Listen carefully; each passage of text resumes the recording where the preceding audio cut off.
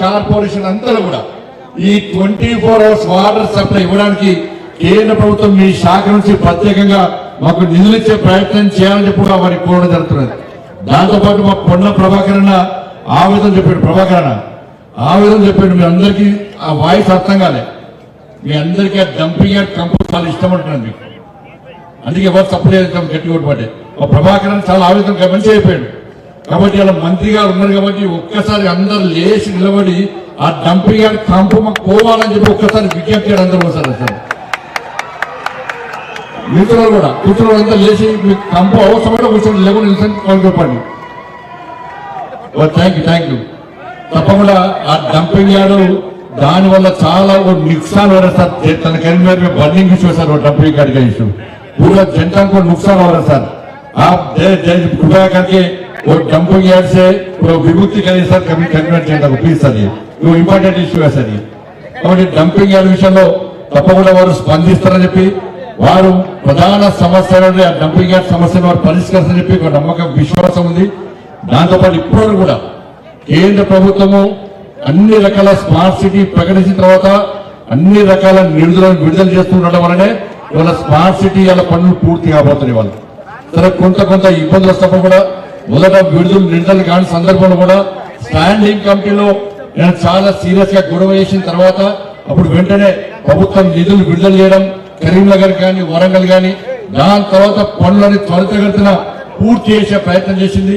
Smart city mission యొక్క term అయిపోయినప్పుడు కూడా మనోహర్ లాల్ ఖట్టర్ గారు మంత్రి అయిన తర్వాత స్మార్ట్ సిటీ మిషన్ ఆపే ప్రసక్తి లేదు.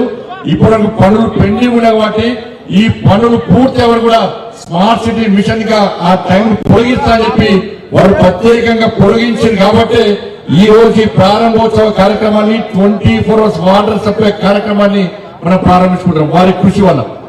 కాబట్టి కరీంనగర్ కార్పొరేషన్ కు అన్ని రకాల అభివృద్ధి కార్యక్రమాలు చేయడానికి సిద్ధమన్నాం. ఎందుకంటే వెమ్లవాడ దేవస్థానాన్ని స్మార్ట్ మన ప్రసాదం స్కీమ్ కింద పెట్టాలని చెప్పి కేంద్ర ప్రభుత్వాన్ని విజ్ఞప్తి చేయడం జరిగింది. అదేవిధంగా కొండగట్టు ఆంజనేయ స్వామి దేవాలయాన్ని కరీంనగర్ ఎల్ఎండిని కూడా టూరిజం రామాయణ సర్క్యూట్ కింద టూరిజం కింద పెట్టాలని చెప్పి కూడా కేంద్ర ప్రభుత్వానికి విజ్ఞప్తి చేసిన తర్వాత సంబంధిత శాఖ మంత్రి సానుకూలంగా స్పందించడం జరిగింది.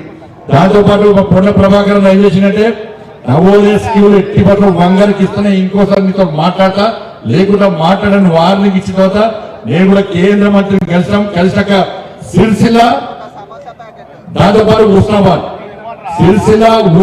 రెండు ప్రాంతాలకు కూడా నవోదయ స్కూల్ శాంక్షన్ చేసే ప్రయత్నం ప్రభుత్వం చేస్తున్నది. దాదాపు శాంక్షన్ చేశాడు.